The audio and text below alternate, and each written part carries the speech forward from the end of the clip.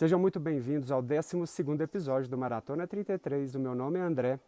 Ontem iniciamos um ciclo de dicas chamados gatilhos mentais. E o gatilho de ontem da coerência, resumindo, indica que todos nós somos coerentes com as nossas crenças, com os nossos comportamentos e atitudes passadas. Além disso, nenhum de nós quer ser ou parecer ser incoerente. Como profissionais, é importante que nós possamos entender que nem sempre a melhor escolha é bater de frente com as crenças dos nossos pacientes e nem sempre tentar impor o que é importante para a gente, a nossa crença, nele. Nem sempre só uma boa informação, com boa intenção, é capaz de mudar um hábito. Então, como dica, ontem eu disse que façam perguntas, induzam a reflexões com essas perguntas para que os próprios pacientes questionem a própria crença e isso pode tornar eles mais abertos às transformações, à mensagem que você vai entregar de tratamento. Vou dar um exemplo de uma pergunta. Eu costumo usar, assim, em alguns pacientes, sabendo o que você sabe hoje, agora, se você pudesse voltar no tempo, você ia se comportar dessa mesma maneira? Essa pergunta costuma funcionar quando a pessoa está com a crença insensata, sabe? Geralmente com pessoas acima de 50 anos.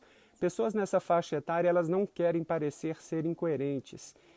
E essa resposta, e eu falo para ela, pense na primeira resposta que vier na sua mente, no seu coração. Então ela começa a perceber que as atitudes dela não estão favorecendo a própria melhora. Esse gatilho da coerência, ele funciona muito bem com o gatilho que eu quero comentar hoje, que é o gatilho do compromisso. Vamos lá. Vocês provavelmente já escutaram expressões como uma longa viagem inicia por um primeiro passo, ou mesmo um passo de cada vez. Em outras palavras, o gatilho compromisso, ele está ligado à tendência humana para cumprir a uma meta maior, um objetivo maior, grandes projetos, é necessário a sensação, ou que você tenha já cumprido, uma meta menor. O que antes era algo inimaginável, ele começa a se tornar realidade, e isso aciona esse gatilho que faz aumentar a motivação e o engajamento a essas metas. Existem várias técnicas para isso, eu não vou adentrar em detalhes, mas eu quero tocar em 3 pontos que têm tudo a ver com a fisioterapia e vocês vão visualizar. O primeiro deles é a adesão dos pacientes ao tratamento. Está ligado com compromisso. Os pacientes, se eles não tiverem um motivo muito forte e se eles não entenderem como será essa jornada, muitos deles se desmotivam no caminho. Uma coisa que eu aprendi com o MDT e que eu sigo, e eu pergunto a vocês, se vocês têm a capacidade de ter um resultado terapêutico fazendo um exercício, por que vocês vão passar 3, 4 ou 5 numa primeira etapa, sabendo disso? Ou seja, ninguém quer se sentir incoerente de não ter feito um exercício, por exemplo. Então, se você passar 3 e ele não seguir como a primeira etapa, muito cuidado.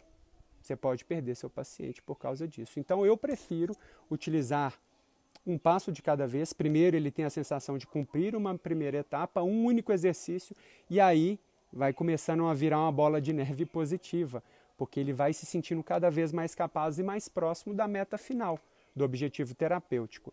Então não vamos frustrar passando muitos exercícios, você vai perder o compromisso. Lembrem, pequenas metas, estabeleçam pequenas metas e ganhem na frequência. Vamos passar para o segundo, que é justamente metas. Você estabelece metas a curto, médio e longo prazo com seus pacientes? É importante ter metas.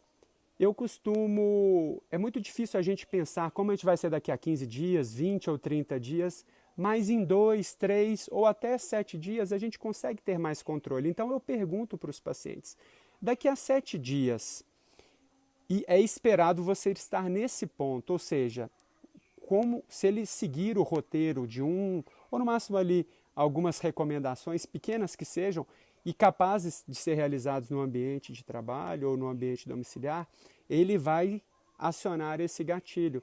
Ele vai se enxergar em como ele pode estar daqui a 3 ou 7 dias, por exemplo. Tá? Lembrando, eu faço essa pergunta uma vez o diagnóstico já estando fechado, porque senão vira uma tentativa e erro. E isso o MDT também me ajuda. Tá? E essas metas, elas têm que estar intimamente ligadas às referências. O MDT também ajuda isso. Está ficando clichê, né? Porque se você não mensura, o que não é mensurável não pode ser melhorado. Então tenha referências que você perceba e que você comunique essas referências com seus pacientes. Porque na próxima vez que ele voltar, tendo feito certinho o roteiro, ele vai ver e você vai mostrar para ele que as referências estão diferentes. Isso gera mais compromisso, ele vai querer cumprir as próximas etapas. Olha que legal. E uma coisa que eu aprendi dentro de metas é que cada paciente tem um ritmo diferente. Alguns querem cumprir de forma mais acelerada e outros de forma mais lenta. Cabe a nós perguntar qual que é a velocidade que você quer, uma recuperação mais acelerada ou mais conservadora? Então isso também gera mais compromisso e até mais credibilidade e segurança. Ele vai decidir e a gente vai dar as alternativas. É um processo que é moldado de acordo com as necessidades e segurança de cada um.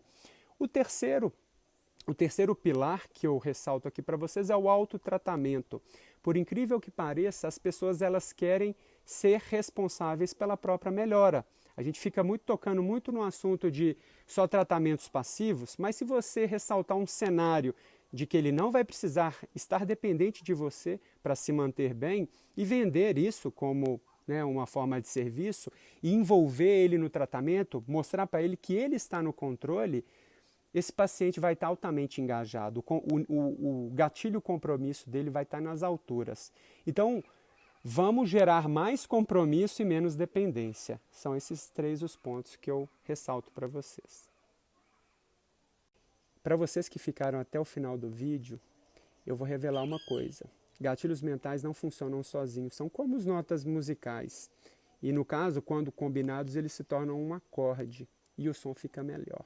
Em outras palavras, o gatilho compromisso e coerência, eles juntos, eles formam a estrutura base do que a gente chama de aliança terapêutica, que é algo meio subjetivo para a gente, mas são as bases de um contrato que a gente formaliza com o paciente.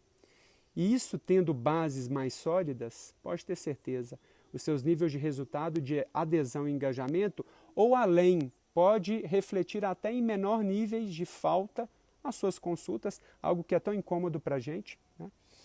E vocês podem aproveitar até melhor no serviço de vocês. Por exemplo, trabalhos em grupo, gente, eles costumam engajar, gerar mais compromisso do que individual.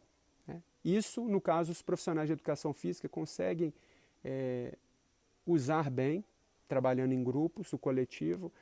Algumas empresas de emagrecimento, quando associam trabalhos em grupo, que querendo ou não é um terceiro gatilho chamado aprovação social, ninguém quer ficar para trás. Então, muitas vezes, isso ajuda como um combustível de motivação e de compromisso. Tá? Ninguém quer ser incoerente, quer ser o patinho feio nesse grupo, né? A ovelha negra desse grupo. Outra coisa é que o compromisso, quando se tornado público, dificilmente a pessoa ela vai querer ser incoerente, já que ela se tornou público o compromisso dela, ela vai querer cumprir. Eu me dediquei, eu me comprometi a fazer 33 dias seguidos de vídeos, e aqui estou, e eu vou cumprir. E o último, histórias de superação, isso engaja, isso faz as pessoas agirem mais do que elas agiriam normalmente.